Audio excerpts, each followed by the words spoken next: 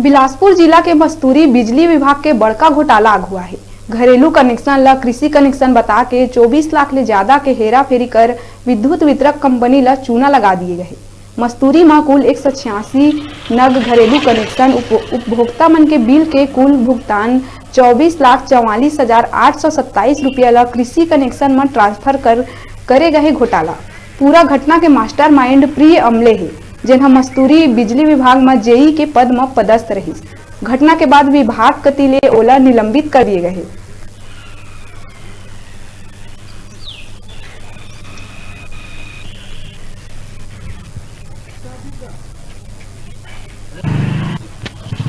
Official audit में पाई कि JEE की मस्तूरी की श्रीमती प्रिया, इन्होंने किसानों को जो शासन से छूट मिलती है उस पैसे को मेन कस्टमर जो है आम जनता के घरों के रीडिंग का बिल उसमें समायोजित की है, और जो उपभोक्ताओं से पैसा कलेक्शन किया गया था उस पैसे को शासन के न डाल के शासन को वो 24 लाख के लगभग घोटाले में डाली है। इसकी रिपोर्ट जेई यहाँ का जो वर्तमान अभिमन्यु इंचार्ज में है, उनकी रिपोर्ट पर अपराध पंजी पद्धति की रचना में दिया गया है।